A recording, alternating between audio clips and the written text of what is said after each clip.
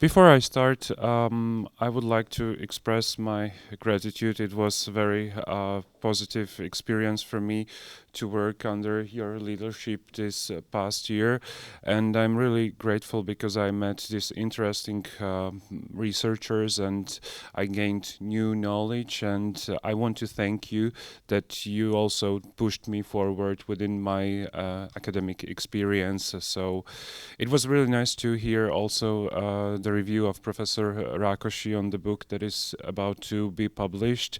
So I wanted to express my gratitude at the beginning of my presentation. It is my topic to speak today about waste management in Slovak Republic. So after a brief introduction, I will mention the energetic potential of pandemic waste. Then I'll try to touch the waste to energy facilities and their impacts on environment. Of course, within my study, I try to compare these facilities with landfills. So I try to briefly analyze the climatic impacts of landfills and try to compare these two approaches. And then at the end of my presentation, I'll try to bring some conclusions. So to start, what motivated me to begin with the analysis of waste management in the Slovak Republic was that at the end of past year, our Association of Towns and Municipalities of the Slovak Republic, together with Slovak companies, joined the so-called Berlin Call. The Berlin Call is a document that is trying to emphasize irreplaceable role or position of waste-to-energy approach within the Union and Union environmental policy. And it states an opinion that waste-to-energy approach can be combined together with recycling and push us forward towards the circular economy.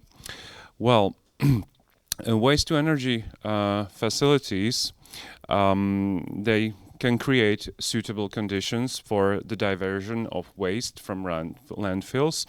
And I came across the data or information that the importance of these facilities even grew during the pandemics, because the pandemics of the COVID-19 brought or maybe caused increase of some non-recyclable wastes. There are currently two facilities working in Slovakia, in the city of Košice and also in the city of Bratislava. But our country has a potential to build or maybe provide 34 these facilities in the whole country. I'm mentioning this because they are quite efficient when providing the heating for households. The efficiency is about 80%, and then can produce also electricity with the efficiency about 25%. What is the advantage? That Slovak Republic has quite a good central system of heat supply that has been built in the past century in the 60s. And these waste-to-energy plants can provide a good supply of heating within the time of energy crisis.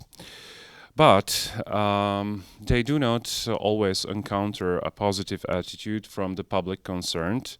It is true that they are not on the top of hierarchy of waste management, because they also produce some emissions and they also bring some pollution to the environment.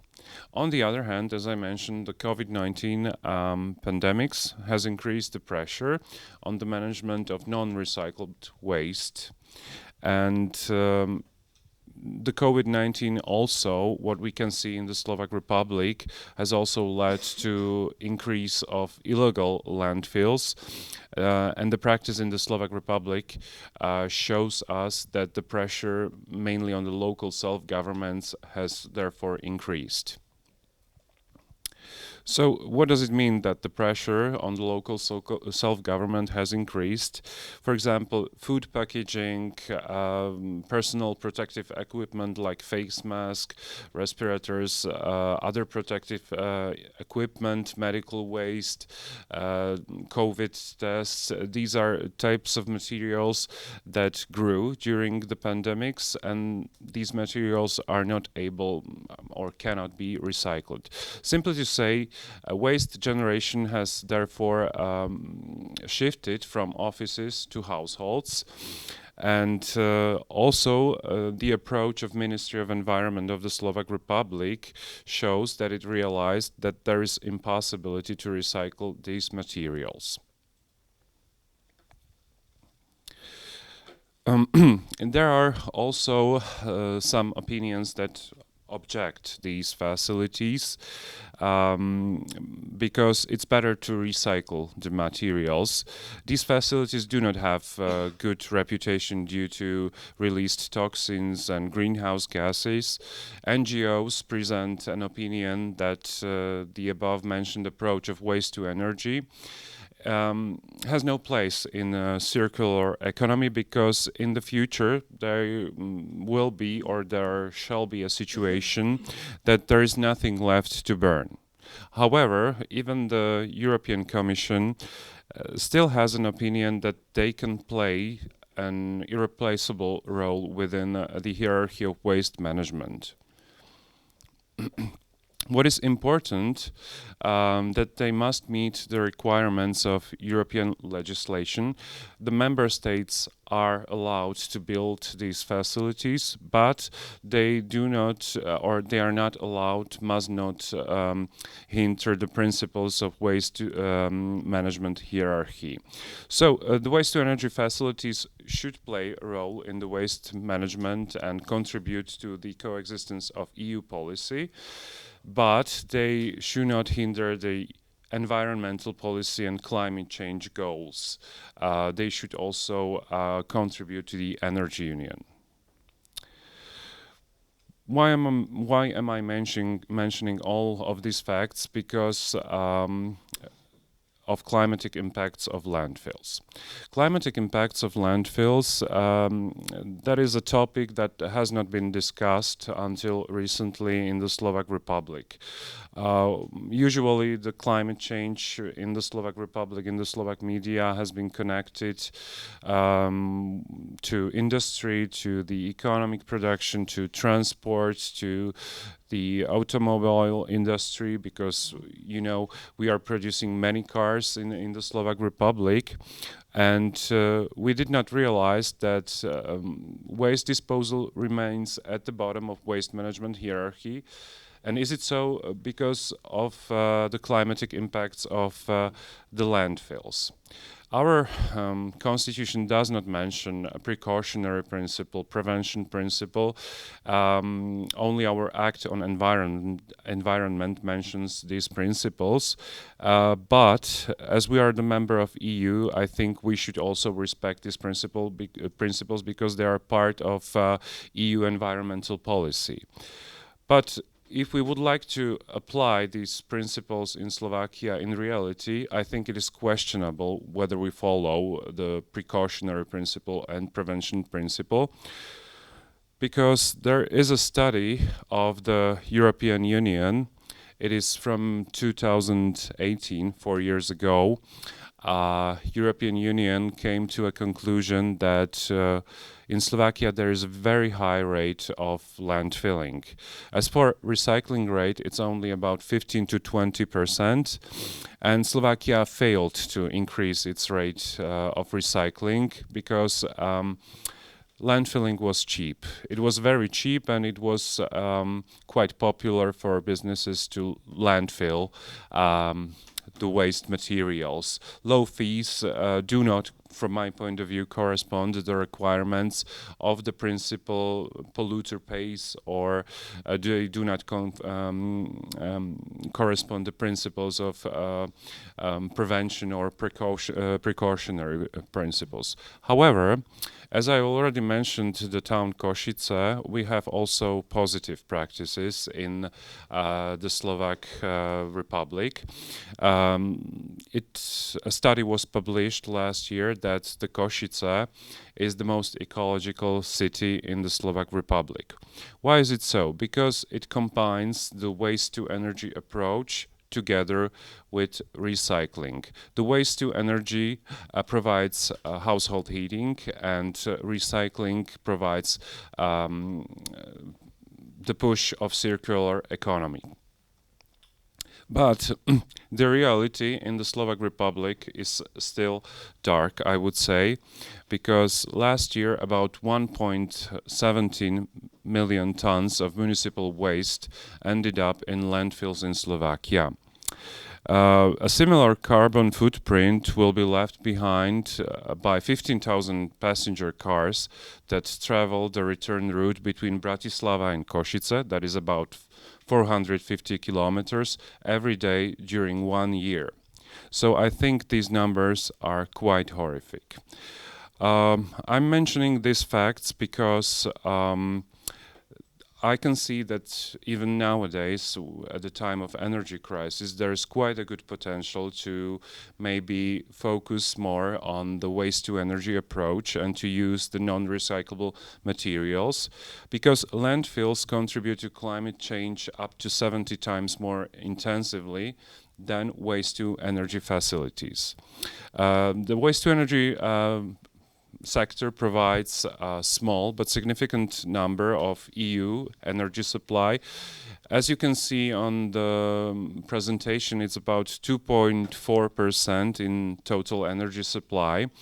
The most of it is produced in Germany, and Germany is followed by France, then Italy and Netherlands.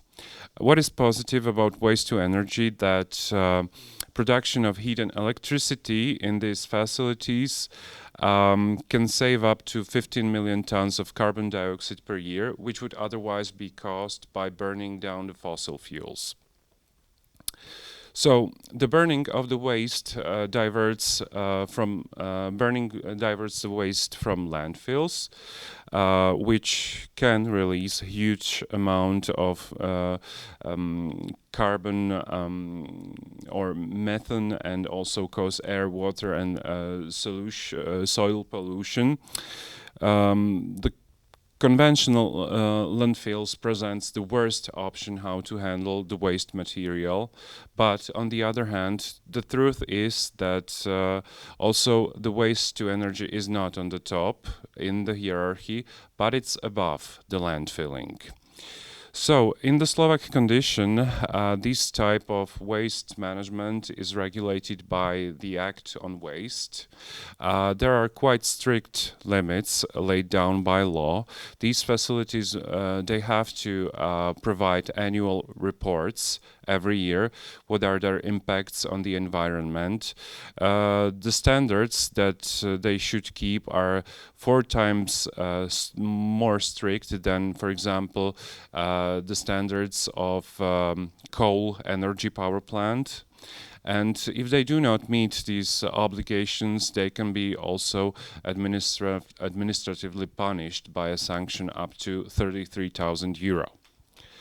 So, coming to conclusion, high rate of landfilling is undesirable reality. On the other hand, there are intentions to operate facilities promoting other methods of waste management which are more favorable to the environment.